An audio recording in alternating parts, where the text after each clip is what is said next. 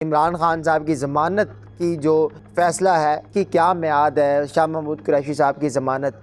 नून league की बड़ी बड़ी लीडरशिप जो है इस इलेक्शन को हार चुकी है और उनकी टांगें जो हैं वो कमज़ोर हैं, वो चल नहीं सकती। उनको या तो बैसाखी की ज़रूरत है या फिर उनको ज़रूरत है व्हील चेयर की, लेकिन वो व्हील चेयर और बैसाखी का किरदार PDM के तौर पे इख्तियार किया जाएगा। PDM जो है वो इसका किरदार अपनाएंगी। अब ऐसी चीज़ से मैं आपको एक मशवरा दूंगा, ऐसी चीज़ से बेहतर है जो आपको 2 नंबर तरीके से कटोरे में रख के दी जाए।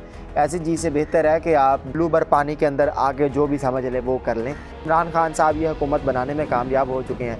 ये PTI का क्या लाएअमल होगा, PTI किसको अपना वज़ीर आज़म का कैंडिडेट रखेगी, किसको वज़ीर आज़म के लिए।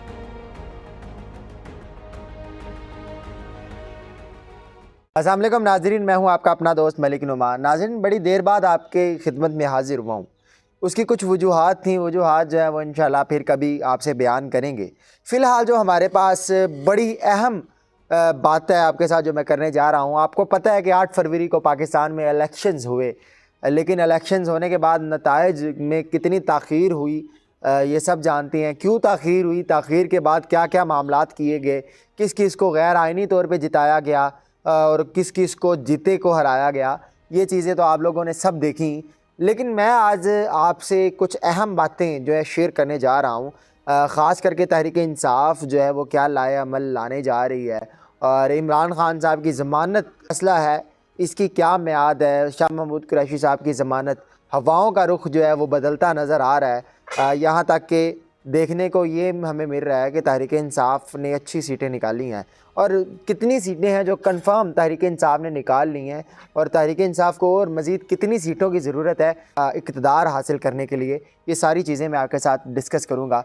सबसे पहले मैं आपको बताता चलूँ कि तहरीक इंसाफ ने कितनी सीटें जो हैं अब तक निकाल ली हैं जो कि जीत चुके हैं, जिनका हतमी नतीजा अभी तक जो है सामने तो नहीं आ सका, लेकिन ये फ़ैसला कंफर्म है, ये कंफर्म हो चुका है कि कितनी सीटें जो है तहरीक इंसाफ जीत चुकी है। वो कितनी है, नून लीग कितनी सीटें जीती है और पीपल्स पार्टी कितनी सीटें जीती है। नून लीग नवाज शरीफ साहब ने विक्ट्री स्पीच तो कर दी है, लेकिन वो विक्ट्री स्पीच जो है वो किस विक्ट्री के ऊपर की है आपको मैं बताता चलूँ।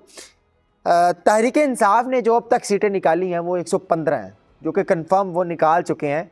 लेकिन जिनका अभी हतमी फ़ैसला हुआ है और जो अभी तक आई हैं तहरीक इंसाफ के हमायत याफ्ता आज़ाद उम्मीदवारों ने जो सीटें निकाली हैं अब तक 100 सीटें हैं, जिनके अंदर 3 ऐसे आज़ाद उम्मीदवार हैं जो वाकई हकीकत में आज़ाद हैं, यानी कि जो किसी पार्टी के हमायत याफ्ता नहीं है।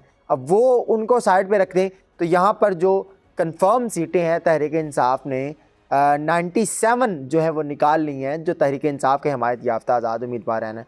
और ये आज़ाद उम्मीदवारान वो हैं जो कभी भी नहीं बिकेंगे। उसकी वजह ये है कि इन्होंने बड़ी मुश्किलात से ही मार खाई, धक्के खाए, मुक्के खाए, सब कुछ खाया, खाने के अलावा सब कुछ खाया और उसके बावजूद जो है ये सीट निकाली है और ये सीटें कभी भी वो नहीं छोड़ेंगे और कभी भी नहीं बिकेंगे। तो ये जी 97 तहरीक इंसाफ की हैं, 71 जो है वो PMLN की हैं और जब विक्ट्री स्पीच नवाज शरीफ साहब ने की उस वक्त इनकी सीटें जो हैं वो 61 थी, 61-62 थी, 62, 61 इतनी सीटें थी।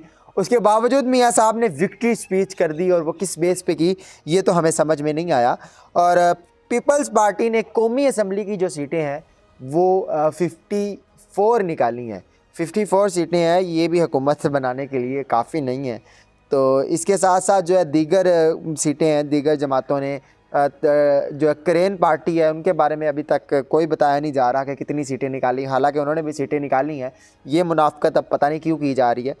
अब यहाँ आप देखें दीगर जमातों का मिलाकर जो है वो 17 एंड 4 ये टोटल 21 सीटें बनती हैं, यानी तकरीबन 25 सीटें दीगर जमातों की आप कह लें कि अनाउंस कर दी गई हैं।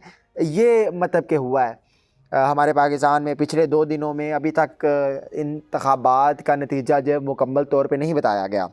अब मैं आपको बताता चलूँ तहरीक इंसाफ के हमायत याफ्ता कारकुनान के साथ 2 नंबरी कहाँ हुई है। आप देखें जी, नतीजे रोक दिए गए। उसके बाद डॉक्टर यास्मीन राशिद साहिबा जो कि तकरीबन 35-40 हज़ार की लीड से जीत रही थी। 99% नतीजा उनका अनाउंस कर दिया गया था, लेकिन उसके बाद नतीजा रोक दिया गया और उसके बाद उनके तकरीबन कुछ 40 हज़ार वोट ही खा लिए गए।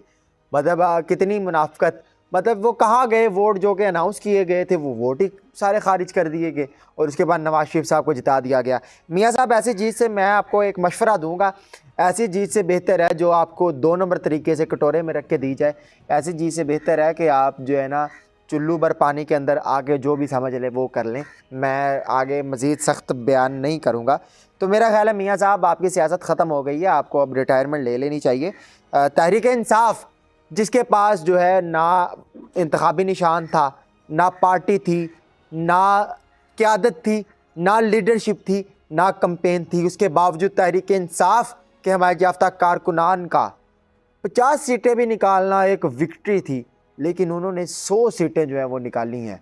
और मज़ीद अभी फ़ैसले आएंगे, उसके बाद हमें जो नज़र आ रहा है, मेरा ख़्याल है तहरीक इंसाफ 150 प्लस सीटें जो है वो निकालती हुई नज़र हमें आ रही है। और वो वाली सीटें हैं जो कि आज़ाद उम्मीदवारान इनको कभी भी छोड़ के नहीं जाने वाले।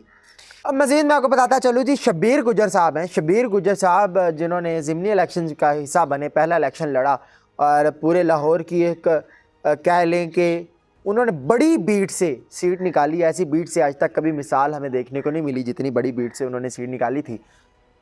दोबारा सूबाई असम्बली के इलेक्शंस के अंदर उन्होंने सीट निकाली, उन्होंने चैलेंज भी कर दिया अदालत के अंदर कि ये सीट जो है हमारी बनती है, और उन्होंने बाकायदा कहा है कि ये सीट जो तुम लोगों ने 2 नंबर तरीके से निकाली है, ये मैं आगे गिरिबान से पकड़ के भी वापस लूँगा। देखें अब शब्बीर गुज्जर साहब क्या करते हैं, तो बड़े तगड़े इंसान हैं, डरते वरते तो वो है नहीं है किसी से। बाकी देखें वो क्या करते हैं। बाकी जहाँ पीटीआई की बड़ी बड़ी लीडरशिप आज जेल में बैठी हुई है, वहाँ पर शब्बीर गुज्जर उनके आगे क्या चीज़ है। शब्बीर गुज्जर का कहना है कि मैं जीत चुका था, अब मुझे जीते हुए को जानबूझ के गलत तरीके से हराया गया है। अब देखें ये अदालत में साबित कर सकते हैं कि नहीं। अदालत में तो इनको 5 साल लग जाएंगे साबित करते करते।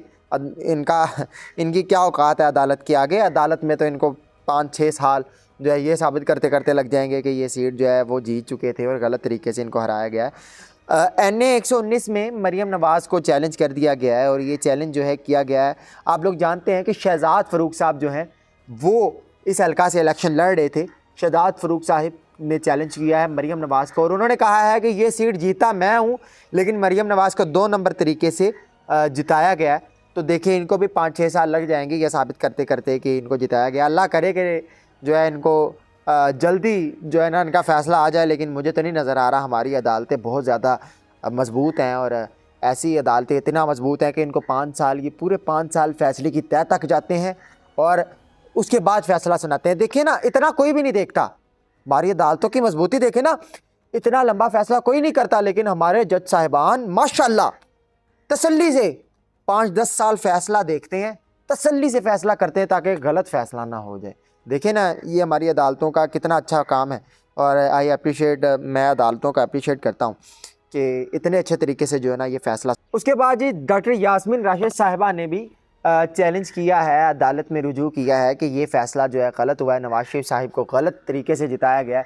यास्मीन राशिद साहिबा का भी फ़ैसला देखेंगे कब तक आता है। फिर इसी तरह बड़े सीटें हैं जहाँ पर अदालत से रुजू कर लिया गया, बड़ी बड़ी सीटें हैं।